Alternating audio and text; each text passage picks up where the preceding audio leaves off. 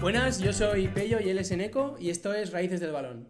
Bueno, somos dos estudiantes de periodismo deportivo que venimos a hablar sobre las canteras del fútbol español, sobre todo de la Primera Federación y de la Segunda Federación, pero centrándonos en la primera. Sí, al final es un contexto en el que los equipos cada vez tienen que tirar más de las canteras porque el límite salarial y bueno, el poco dinero que tiene la mayoría para fichar les llevan a que estemos viendo cada vez más canteranos, como ahora Jesús Rodríguez, por ejemplo, en el Betis. Es evidente el caso del Barça todos estos años con todos los chicos que está sacando, Osasuna, Real Sociedad, Celta, etcétera, y centrarnos en ese tipo de canteras que están sobre todo en Primera Federación, que pueden estar más cerquita de la élite y cuyos equipos echan mucho mano para reforzar a la primera plantilla. Entonces la idea es hacer vamos a hacer un podcast semanal que también saldrá en formato vídeo para YouTube, comentando los partidos más interesantes de Primera Federación, hablando de los jugadores que más nos interesan, prestando atención también en las carencias que puedan tener los primeros equipos para saber si pueden estar cerca o no de debutar, y básicamente que cuando llegue el momento de que uno de estos reciba una oportunidad, saber bien cómo juega cada uno y poder informar al aficionado de qué puede aportar ese chico que el otro día vio por primera vez con el dorsal 36. Sobre todo también no olvidarnos de los jugadores que están cedidos en otros equipos que también provienen de las canteras, pero que hay que mantenernos en el radar porque pueden hacer una muy buena temporada y acabar en algún equipo bastante fuerte si no de segunda división, de volver a la cantera y hacerlo bien para dar ese salto. Eso es, pues yo creo que esto es un poco la presentación del proyecto, como decimos, sobre todo Primera Federación, pero también Segunda Federación. No nos olvidamos evidentemente de las muchísimas canteras que hay en ese cuarto escalón del fútbol español, y estaremos pendientes a cada vez que haya alguna convocatoria con el primer equipo, algún partido interesante. Bueno, yo creo que sin más preámbulos podemos empezar a hablar de algunos partidos interesantes de esta pasada jornada de Primera Federación. Para empezar, hubo un Ourense 1, Barça 1. ¿Cómo lo viste tú, Eneco? Pues fue un partido bastante interesante, ya que el Barça Athletic es un equipo que acumula un montón de jugadores de calidad. Los que más pueden resonar en los oídos de la gente son los primos Fernández, Guille y Tony. Este último, Tony, que marcó el gol de la victoria. No, Guille. Perdón. Sí. Guille. El gol de la victoria, un gol al borde del área, golpeó con el interior y a la mismísima escuadra. Un jugador de mucha calidad, un 10 de los de antes, que parece ser que ya se están extinguiendo, pero básicamente un jugador de calidad, un jugador de último pase. Pero que tiene también potencia física y capacidad de conducir, que aguanta bien el choque, como decimos, y que luego tiene mucho gol y mucha llegada en ese último tercio, como demostró el otro día contra el Ourense. Es verdad que su primo Tony, que también está siendo muy sonado ya desde la pretemporada, ya que el penalti que le metió al City, ¿no? en ese amistoso, también el debut en Copa contra el Barbastro, por supuesto. No tuvo quizá tanta incidencia como otros días, pero le vimos hacer también grandes esfuerzos sin balón, presiones llegando hasta el portero y desfondándose para evitar que el Ourense saliera cómodo tampoco. Entonces, bueno, aunque a pesar de que no fue su partido más destacado, es un chico que por supuesto hay que tenerle el ojo puesto porque tiene muchísima calidad, mucha visión de juego, y veremos dónde acaba porque puede jugar de extremo, puede jugar por dentro también, pero desde luego estos dos chicos hay que echarles el ojo. Y luego ya, si nos vamos nos alejamos un poquito del foco mediático, tenemos un lateral izquierdo muy interesante que se llama Rubén López, que le da el dorsal de Marc Casado, el 17. Y es un chico que tiene muchísima proyección ofensiva, es un lateral potente, que viene a jugar a posiciones centrales, que colabora mucho en la salida de balón, que finaliza las jugadas. Sí, sobre todo que tiene esa capacidad para entenderse bien con el extremo de su banda y saber cuándo dejarle a él el carril y meterse por dentro para fijar al lateral rival o incluso al central rival, colocarse en esa ubicación entre central y lateral y darle más espacio y más tiempo al extremo, en este caso Raúl da Costa con el 19, el otro día contra el Ourense. Y bueno, un chico muy, muy interesante, Rubén López, que habrá que seguir la pista. Evidentemente un partido no lo es todo, pero nos pareció un jugador a destacar. Sobre todo porque es un lateral muy completo, porque ayuda muchísimo a las defensas, corrige bien la posición y es un chico que tanto ofensivamente como defensivamente puede dar muchísimo al equipo. Sí, que no se complica a la hora de Correcto. jugar, que lo hace fácil, que a veces es lo más complicado. Eso es. ¿Qué más tenemos para destacar del Barça Ourense? Bueno, también a destacar una cosa que nos llamó la atención desde el principio, es que Sergi Domínguez jugó de lateral derecho, parece que no Ujú, le salió muy bien el experimento a Albert Sánchez y lo cambió al descanso. ujú. Y luego también, pues bueno, que se le escaparon los 2 puntos al final con ese gol, ¿no? Con ese tanto, que es una pena para los de Albert Sánchez, pero el partido aún así creo que no es malo del Barça B. No, no, desde luego que no, muchos jugadores de calidad, un partido muy entretenido a seguir. ¿Qué más tenemos por la Primera Federación, Pello? Bueno, pues en este mismo grupo también tenemos el partido entre el Athletic B, también conocido como el Bilbao Athletic sobre todo, contra el Sestao River, con un doblete de Ibai Sanz en la punta, Ujú. que es un jugador que, bueno, ha demostrado tener gol, que es una cosa que se paga muy cara, y por lo menos este partido nos pareció el mejor, yo creo, ¿no? En un partido en el que los locales empezaron a mandar desde muy pronto. Ernesto Valverde va a tener que seguir a este jugador porque precisamente el Athletic Club no es un equipo que vaya sobrado de gol, es un delantero rematador, un delantero que aguanta bien las cargas de los centrales, que hace jugar, que no se complica, que si tiene que hacer un control y disparar lo hace perfectamente. Y sobre todo también destacar el papel de Ekay Naskune, un jugador de banda que viene de la Real Sociedad, bueno, en este caso de la cantera de la Real Sociedad, que es un jugador habilidoso, un jugador que sobre todo destaca por esas diagonales, por jugar por dentro, es un encarador muy bueno uno contra uno, finaliza todas las jugadas y principalmente el Bilbao Athletic Sí, por atacó esa mucho por banda, ese sector fue por esa izquierdo con banda, Eneco Aguilar también, ¿no? correcto, Eneco Aguilar, El ex que del Promesas, que es un jugador muy polivalente que puede jugar en diferentes posiciones, tanto de centro del campo como en el mismo lateral, incluso si le pones de extremo rinde, porque es un lateral con muchísima proyección, que le gusta mucho doblar al extremo, llegar a la línea de fondo, poner centros, y que luego también es sacrificado en los esfuerzos defensivos, porque como decimos, tiene esa mentalidad de jugador que te vale un poco para un roto y un descosido, como se suele decir. Y que, bueno, este es el primer año que está en el Bilbao Athletic proveniente del Promesas, pero que ya en Pamplona le teníamos muy echado el ojo porque tenía muy buena pinta. Y el otro día contra el Sestao River, como decimos, destacó mucho, sobre todo en esa primera parte. un Eneco Aguilar siempre ayudado por Beñat Navarrena, un jugador que hizo la pretemporada con el primer equipo, un centrocampista sobre todo de creación, un buen golpeo de balón, que lanza las faltas, que sobre todo se lateraliza para dar profundidad a Eneco Aguilar, darle esa libertad para llegar a la línea de fondo y no tener que atender tanto esas tareas defensivas. ¿Qué más a destacar, Pello? Bueno, pues fue un partido en el que, a pesar de que el Bilbao Athletic tuvo varias ocasiones, al final tuvo que llegar a balón parado después de una falta botada por Ivón Sánchez, que sacó el mítico Yago Herrerín, que ahora está ¿Verdad? de portero en el Sestao River, que se le ve, bueno, que es ya un portero veterano, pero que hizo una buena parada en esa falta, aunque luego en el rebote Ibai Sanz, pues bueno, se sacó una tijereta de la manga, ¿no? Para poner el 1-0. Tremendo el gol del delantero del Bilbao Athletic.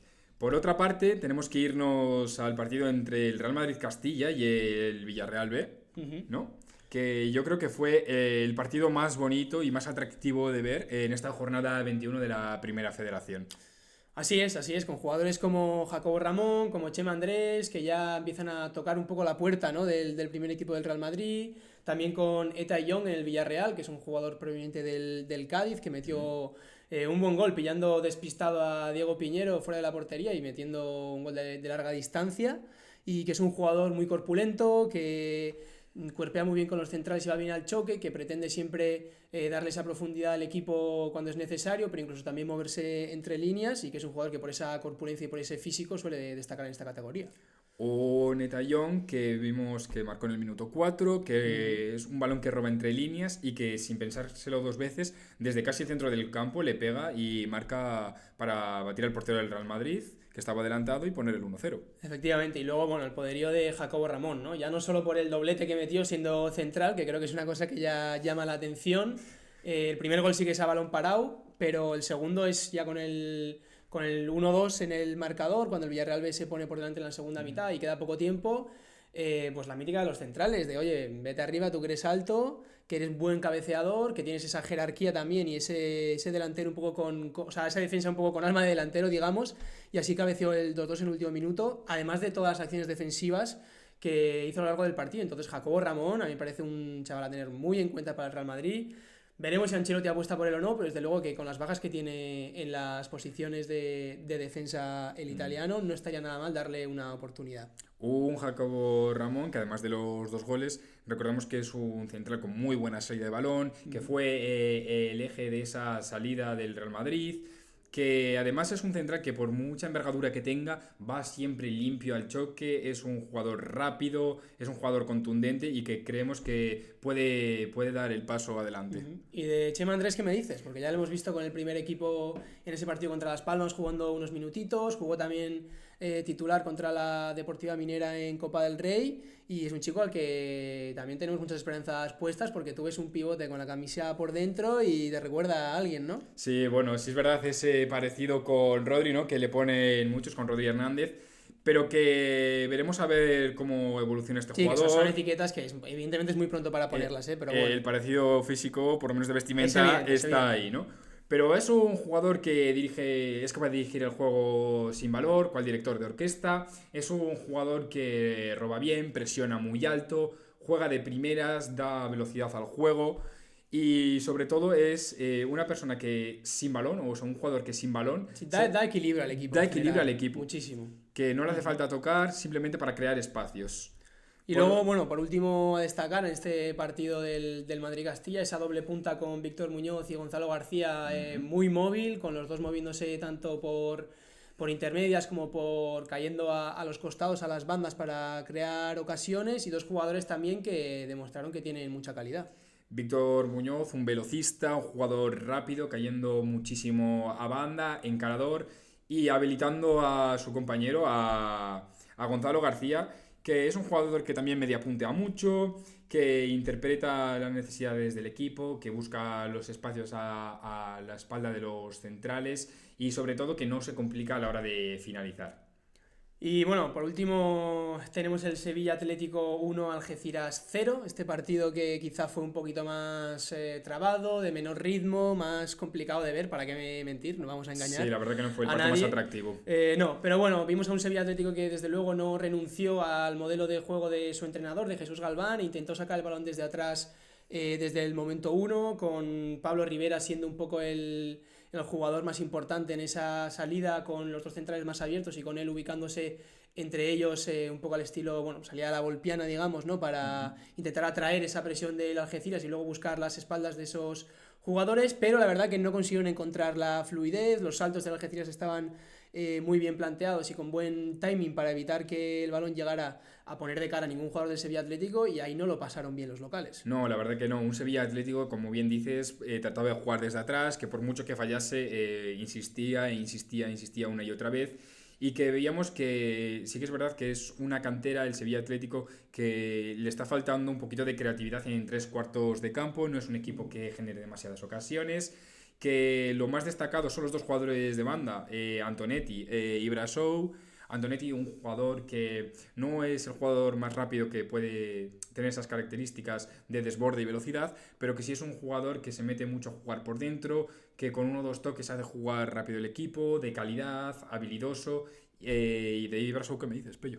Bueno, Ibrasou pues es un delantero, bueno, un extremo de 18 años de origen senegalés que yo creo que tiene buena pinta en este Sevilla Atlético, ha llegado a ir convocado, si no me equivoco, con el primer equipo, aunque no ha debutado todavía. Correcto. Ha estado también, tanto el año pasado, alternó el segundo equipo con el Sevilla C, y yo creo que es un jugador que tiene futuro, es muy rápido también, él sí que es más, no es tanto como Antonetti, sino que es más de ir al espacio, de desmarques de ruptura, de aguantar el choque con el lateral o con el central del turno para ganar ese balón al espacio, pero que el otro día tampoco es verdad que no tuvo el día, no pudo encarar demasiado ni le encontraron mucho al espacio porque no pudo llegar el Sevilla a proyectar esos balones en largo. Sí, sobre todo lo que comentamos, vimos esa falta de creatividad en línea de 3 cuartos. Sí que es verdad que incluso ayudaba en la salida de balón, incorporándose más abajo y ayudando a jugar por dentro a todo el equipo. Pero lo que decimos, un partido un tanto espeso, sí, un tanto difícil trabado de digerir, pero que siempre hay que vigilar estos jugadores que os nombramos aquí.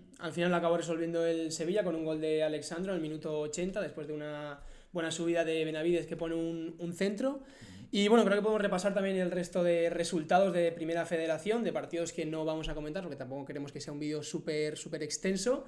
Pero Osasuna Promesas empató a 1 en Tajonar contra la Real Sociedad B. Eso es. El Real Betis empató a 1 fuera de casa contra el... Bueno, este es del grupo 2, el del Real Betis. He dado un salto, pero bueno, no pasa nada. Empató a 1 contra el Intercity fuera de casa. En este grupo 2 el Atlético B, que ganó 2-1 contra el Alcorcón. Y luego en el grupo 1 el partido que queda es el del Celta Fortuna, que no se pudo jugar a causa de esos temporales en Galicia. Eso es, y ahora vamos a dar un pasito abajo, vamos a bajar un escalón porque nos vamos a la segunda federación, Pello. Nos vamos a la segunda federación porque hubo un Subiza Eibar B que estuvo interesante también, entre dos realidades muy opuestas, dos equipos que son recién ascendidos ambos, pero que les está yendo de forma drásticamente diferente sin duda, ¿no? Los de César Monasterio, que ahora mismo son últimos en la clasificación, que es verdad que mostraron pues mucha competitividad, sobre todo desde el momento 1, con esa presión adelantada, sin tapujos, contra uno de los rivales más difíciles de la competición, saltando como pirañas, controlando bien esos saltos, yendo muy fuerte a los choques y a los duelos para evitar que el Eibar pudiese estar cómodo, y durante un gran tramo de partido yo diría que lo consiguieron. Así es, un Subiza que se mostró cómodo en todo momento de partido, que también vemos que puso las cosas muy difícil a este Eibar.